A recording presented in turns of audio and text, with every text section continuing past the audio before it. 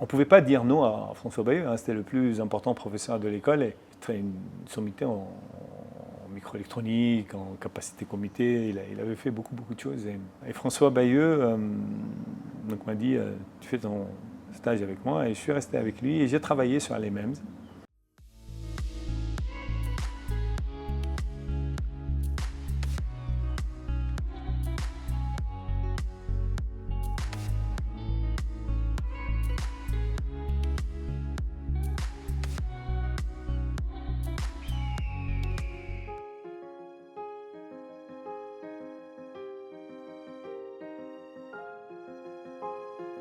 Alors, vous avez raconté justement votre arrivée en France. Et dans ces moments difficiles que vous avez vécus, est-ce qu'il y a eu des personnes qui vous ont particulièrement aidé? Une vie, c'est des rencontres, en fait, quelle que soit la vie, la mienne ou celle des autres. Et il y a toujours dans la vie, ça, il y a toujours des personnes, en fait. C'est ça la magie de la vie, en fait, c'est que nos vies forment une seule vie et elles sont interconnectées. Et évidemment, en arrivant en France, j'ai ouvert un nouveau chapitre de ma vie, en fait. Et tout au long de cette vie en France, à chaque époque, il y a eu des personnes importantes, en fait. Et en fait, il y a des gens à différents niveaux, leur implication, mais ils ont tous été importants pour moi. Moi, je suis quelqu'un qui est très loyal, en fait, hein, qui n'oublie jamais ce qu'on lui apporte, que ceci soit grand ou petit. Donc en arrivant en France, donc je peux citer beaucoup de monde, hein, mais je vais essayer de faire, en tout cas, pas oublier les importants. La première personne en arrivant en France qui était très importante, j'en ai parlé, c'était mon frère Georges, qui lui était en France et qui a fait que mon arrivée en France, elle était beaucoup plus douce. L'amour que j'ai eu auprès de lui m'a permis d'affronter les difficultés qui étaient majeures au début et d'avoir confiance. Il est toujours très agréable en fait d'avoir une épaule sur laquelle on peut poser sa tête et la violence du monde externe soit un peu éloignée, en fait. Donc Georges a joué un rôle majeur là-dedans. Il a même dû payer mes études au début. Après, j'ai eu le basket qui m'a aussi permis de gagner ma vie au début avant de devenir ingénieur. Mais Georges a dû vraiment se priver parce que c'était un jeune cadre pour pouvoir m'aider dans ma scolarité, etc. Donc la première personne à laquelle je pense, c'est Georges. Après, dans l'école, même beaucoup de gens ont été importants dans mon admission, comme Edmond Vivian, qui était le directeur du groupe Essier et qui m'aimait beaucoup, et en particulier parce que j'étais basketteur. C'était quelqu'un qui aimait le basket beaucoup, et que vu que en arrivant à l'école, j'étais bon au basket et j'ai permis à l'école de gagner le championnat d'Île-de-France plusieurs fois. Il était très proche de moi, ça m'a aidé beaucoup, et à d'autres professeurs qui étaient importants. Mais dans le choix même de la technologie des MEMS, c'est un des professeurs les plus connus de mon école d'ingénieur, à l'Essier, qui s'appelle François Bayeux, qui a été déterminant parce que moi j'avais choisi un cursus d'ingénieur qui est mixte, c'est-à-dire il y avait le traitement de signal et la microélectronique. Et j'étais très bon dans le traitement de signal.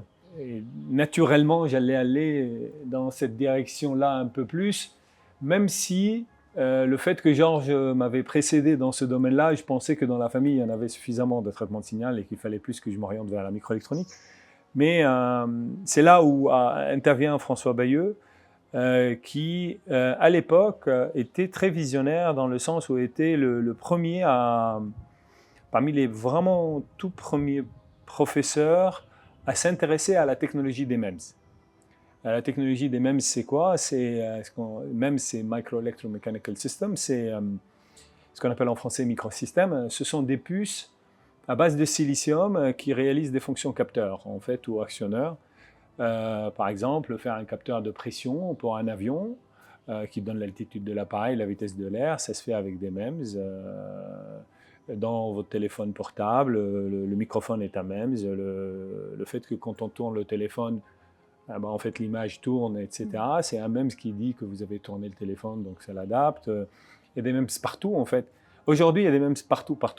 Et MEMSCAP, la première société, est un acteur majeur pour les MEMS dans l'aéronautique et le médical, avec une petite niche dans l'optique. Mais à cette époque-là, les MEMS étaient dans leur enfance. En fait. Il n'y avait vraiment rien. C'était une technologie toute nouvelle. On faisait des poutres suspendues en silicium, des choses au début de l'intérêt pour la technologie. Et j'avais cherché mon stage pour le projet de fin d'études et j'avais trouvé quelque chose qui me payait. À l'époque, c'était important que je sois payé. Dans la 5e année.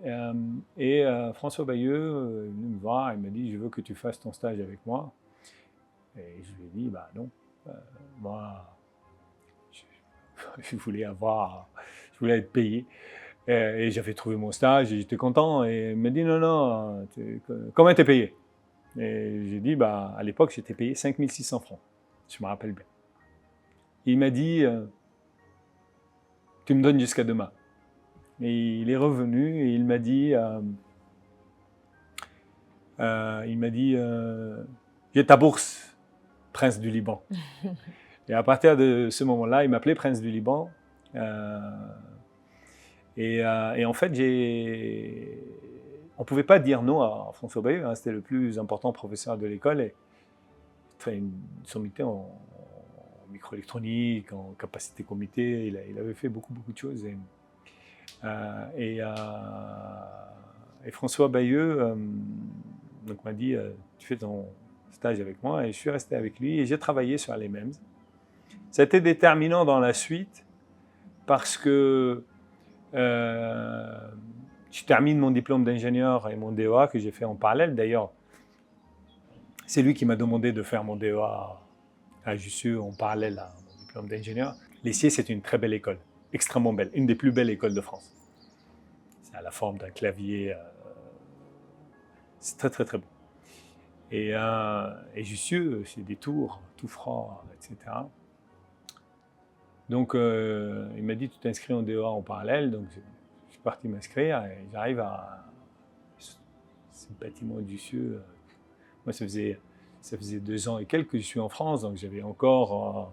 J'étais vraiment dans une phase très instable encore. Donc, il faisait froid dans ces bâtiments-là. Donc, j'ai été au cours la première fois et je n'ai plus remis les pieds. Et je me suis dit, je viens présenter les examens, c'est tout. Donc, j'ai récupéré le cours, je les étudié. Je n'ai jamais été. Et j'ai présenté les examens, et puis, évidemment, en n'allant pas en cours, j'ai sauvé les meubles, donc j'avais 10, 11 tout le temps. Et un jour, je faisais mon stage avec François Bayeux en parallèle, donc il vient dans mon bureau et puis il me dit « Prince du Liban, qu'est-ce que c'est que ces notes ?» Il m'a dit « Je te donne quelques mois pour retourner la situation. Hein. Tu ne vas pas nous humilier, hein ?» Et je me suis dit, bon, ça devait commencer à être sérieux. Il restait 7 examens, en fait, je me rappelle.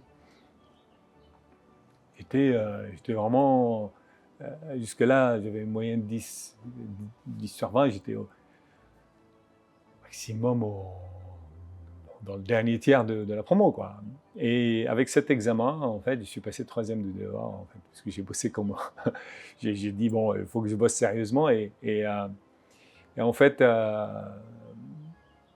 j'ai terminé avec un socle très intéressant parce que j'avais fait un stage de fin d'études de 8 mois sur les MEMS, donc j'étais parmi les premiers à élèves en fait à apprendre cette nouvelle techno que personne ne connaissait. Et j'avais fait mon DEA qui me permet en fait de m'inscrire en thèse de doctorat et initier mon cycle de recherche. Et à ce moment-là, je commençais donc à chercher du travail moi en même temps.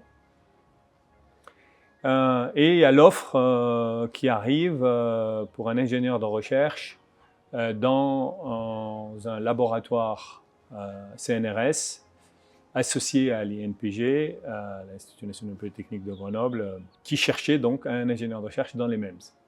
Et évidemment, ceci m'a donné un avantage certain.